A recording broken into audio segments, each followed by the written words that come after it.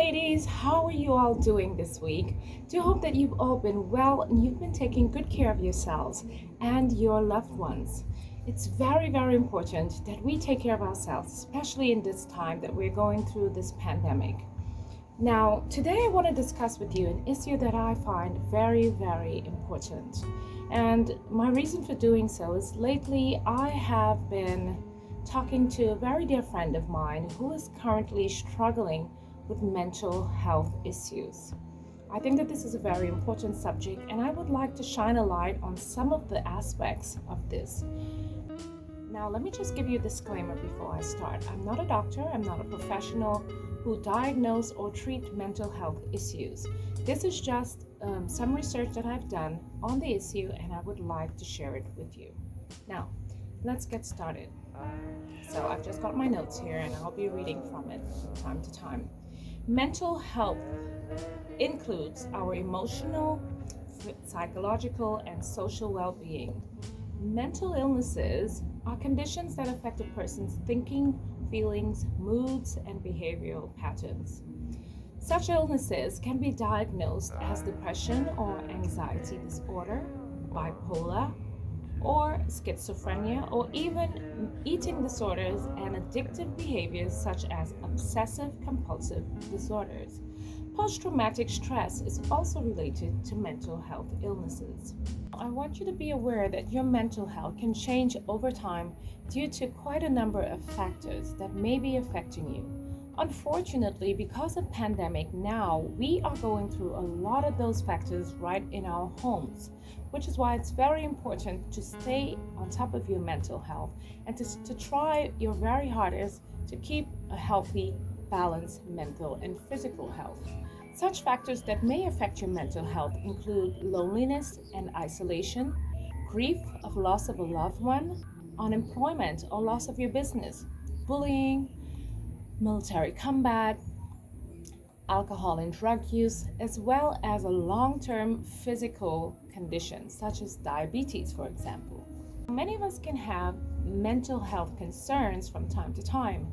However, a mental health concern can become a mental health illness when ongoing signs and symptoms cause frequent stress and allow us to not function in the way we usually do.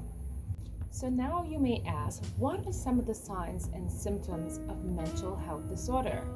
Well, some of the signs and symptoms are withdrawing from your friends, family, and colleagues, avoiding activities that you would usually enjoy, eating too much or too little, or gaining too much weight or losing too much weight, feeling hopeless, feeling depressed, aches and pains for no reason, being unable to complete your daily tasks such as going to work, excessive fear or an uneasiness of feeling afraid, anxious, nervous, or panicked, mood changes such as deep sadness, inability to express joy, thoughts of suicide, and sleeping dramatically more or less than usual are some of the signs that you must look out for when trying to figure out if you have a mental health disorder.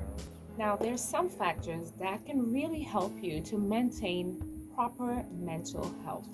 And some of those factors are also the same factors that you use to take care of your physical health. Now, I want you to remember that it's very important to take care of your body physically, mentally, and spiritually in order to have a right balance. One of those strategies is keeping a positive attitude. You can achieve this by meditation, you can achieve this with prayer, you can also achieve this with mindfulness. Quiet your mind for a moment.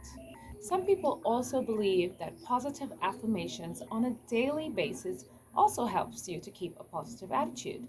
Personally, for me, as I've told you in other videos before, I usually turn to prayer, meditation, and listening to a motivational speaker every day.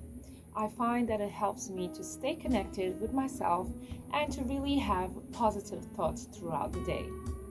Some of the other factors that you can turn to maintain a healthy mental health is eating well, keeping in touch with your friends and your loved ones, drinking sensibly, taking a break from mundane tasks, asking for help when you think it's needed. Do things that you enjoy and learn how to deal with stress.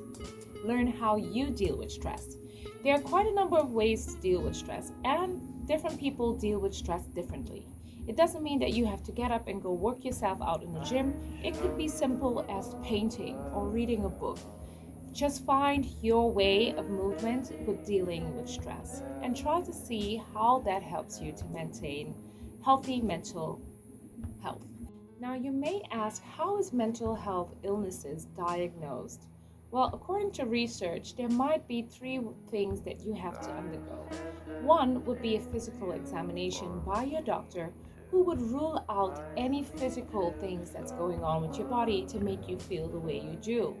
Secondly, you may have to undergo a lab test, and this test may be checking for signs that something is wrong with your thyroid, or maybe even for drug and alcohol overuse. The third thing that they would do is give you a psychological examination. This is where a professional will talk to you about your feelings and your symptoms and try to decipher what type of mental health issue you may be suffering from. From there, they may even give you some meds or give you some advice, or maybe you will have to go through a little bit of therapy. But be positive that it can be fixed. So, I've come to the end of my video for today, and I do hope that you found it informative and interesting. Let me know in the comment section below if you were able to take away anything from this video that can help you or a loved one or a friend.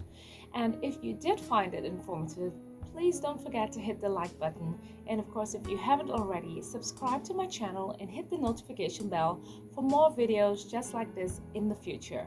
My name is Natasha. Thank you so much for being with me. See you next time. Ciao for now.